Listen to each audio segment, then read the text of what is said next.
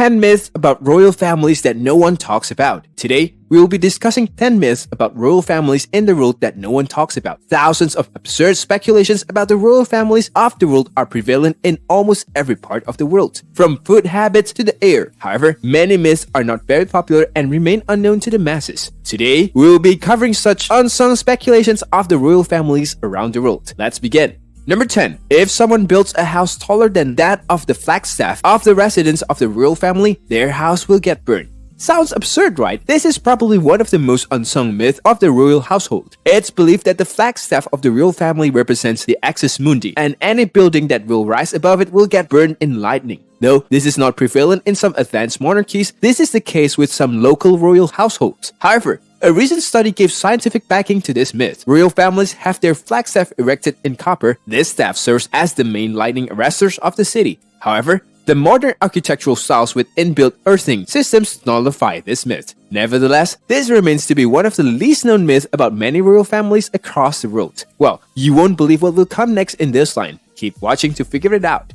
Number 9. The king or queen and the members of the royal family is non-taxable. A very common myth, but at the same time uncommon. You may hear people talking about the wealth of the rulers, but never heard of them talking about a royal tax. The king or the queen's wealth along with that of the royal family is taxable in many countries with an established constitutional monarchy. This includes Britain, where the queen is liable to pay taxes for her wealth. Some sales taxes and value-added taxes also apply to the king or the queen and obviously to the royal family. However, if we take the case of absolute monarchies, the king paying taxes is unusual. In such states, the king is the chief executive and the monarch is the personifications of law. What next? Stay tuned. Number 8. The queen's spouse is the king.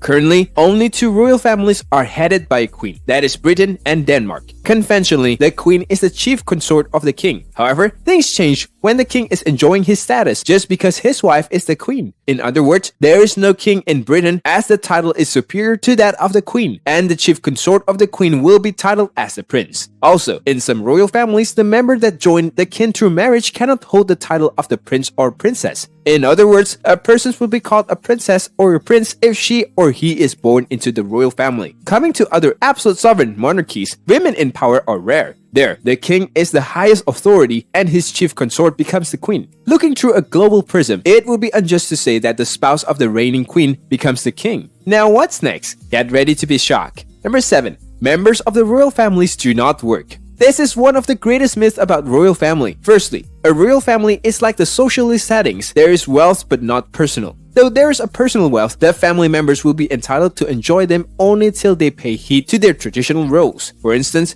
they cannot even choose whom they will marry. Once they marry out of traditional norms, they will be stripped of their royal wealth. Secondly, a royal family is not as royal as you might think. Yeah, they will have enough wealth to lead a decent and luxurious life, but the British Queen is not even the richest person in England. Finally, you can also see members of the royal families engage in business and allied activities to have a personal income. In most cases, they are also taxable. So being royal doesn't mean you don't have to work. Continue watching for something more interesting.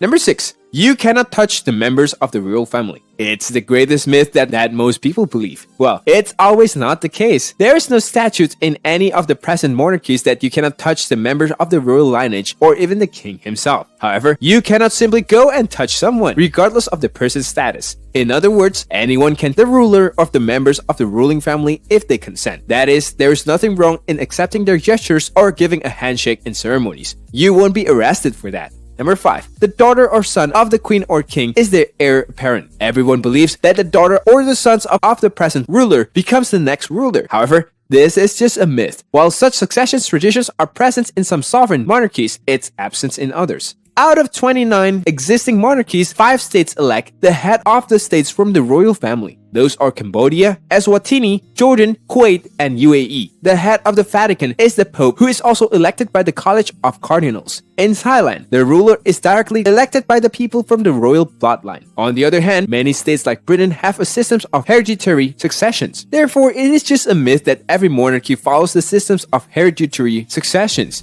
Beware of the unbelievable. Keep watching. Number 4. The members of the royal family is politically neutral.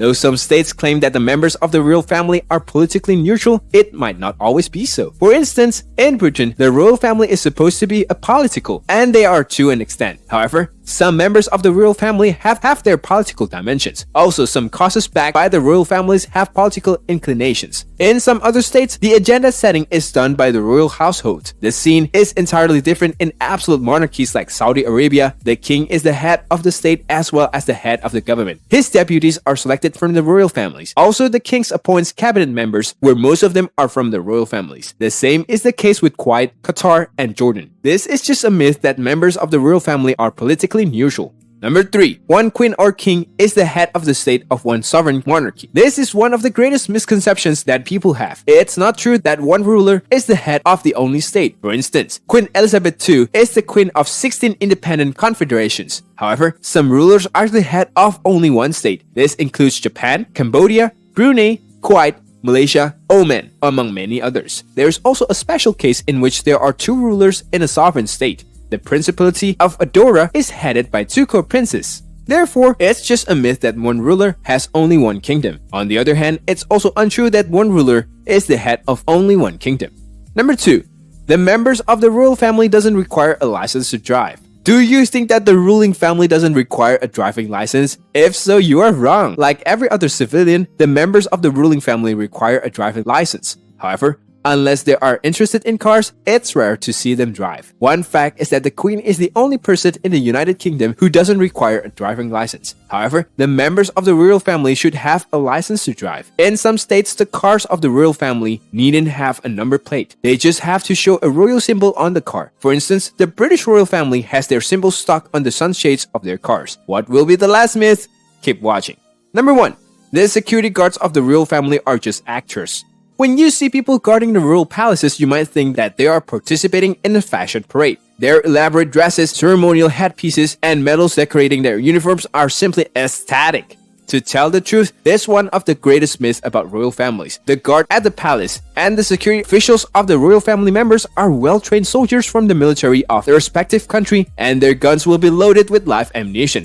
However elaborate they look, they are qualified military professionals employed to guard the life, liberty, and property of the members of the royal family. Have you encountered any guard of the royal family? What was your immediate reactions? Flood the comment box. That's all for today. Thank you for watching this video. If you liked it, take a few seconds and please do give us a thumbs up. Also, don't forget to share it with your friends who might like this video. Finally, make sure that you subscribe to our channel. Also, jab the bell icon to never miss a ring on our new episodes on such intriguing topics. Goodbye and take care until we meet again with another video.